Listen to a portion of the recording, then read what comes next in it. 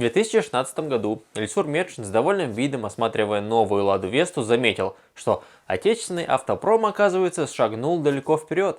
Мол, машины настолько хороши, что могут обслуживать даже мэрию города. Это вполне достойная машина для того, чтобы в том числе обслуживали мэрию Казани. Все есть. Я горд за наш автопром. Но сам мэр Казани, придерживаясь своего щеголеватого образа жизни, конечно, в Ладу никогда не сядет и до Казанской ратуши на ней не поедет. В автопарке Метшина совершенно другие автомобили, которые превосходят Весту по всем параметрам. В феврале прошлого года мы сами видели, как Ильсуру Раисовичу открыли дверь роскошного Порше, куда он прыгнул от наших вопросов и уехал вместе со своим водителем. Но сверкающий дорогой Porsche Cayenne Turbo Метшин не покупал. Нет, за удовольствие передвигаться на Порше платим мы с вами. Мы написали в аппарат исполкома Казани и спросили, а что это за машина у мэра и кому она принадлежит. Там же честно ответили. Автомобиль находится на балансе города, а его содержание финансируется из бюджета Казани. В закупках исполкома тоже встречаются турбомашины Метшина. Например, ее нужно весь год мыть, сушить и протирать, а также чистить коврики. Конечно, за все это платим мы с вами, а вот пользуется только Ильсур Метшин. У Метшина вряд ли, конечно, хватит совести отказаться от элитного автомобиля и пересесть на что-нибудь бюджетное. Но в этом деле нас смутило другое. Обратите внимание на номер автомобиля К741НК116. На специализирующихся по номерам сайтах можно найти фотографии, где точно с такими же номерами по городу катается белый Гелендваген. В каком-то смысле легендарная машина, которую у многих ассоциируется с бандитами из 90-х годов. Это своего рода один из символов тех времен, причем символ это многое говорит о его владельце. Ну и конечно, на таком роскошном Мерседесе разъезжает и мэр Казани. Вот, например, отлично видно, как Ильсур Метшин опять не без помощи какого-то человека садится в машину. Самому открыть дверь? Вы что, не так поймут? А вот на этом снимке мы видим на пассажирском сиденье подозрительно знакомое лицо.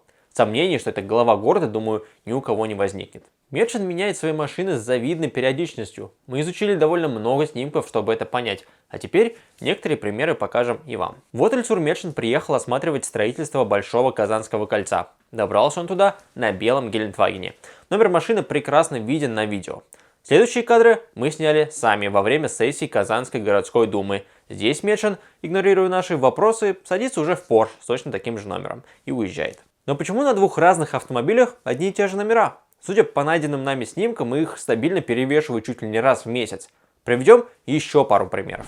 2 года назад Метшин с Андреем Макаревичем побывали на Том Сойер-фесте, а потом сели в белый Гелендваген и отправились на фестиваль джаза. Номер был все тот же. А вот фотография сделана чуть-чуть попозже. Номера все те же, но машина поменялась. Пройдет всего месяц, как Метшин вновь окажется в белом Мерседесе. Вот на этом видео хорошо виден кузов гелика. Видно его и здесь, когда мэр осматривал деревья в городе. И у нас нет сомнений, что в тот момент на авто были все те же номера, с другими оно просто-напросто никогда не ездит. Метшин и сотрудники мэрии почему-то перевешивают один и тот же номер с одной машины на другую, с Гелендвагена на Porsche, с Porsche на Гелендваген.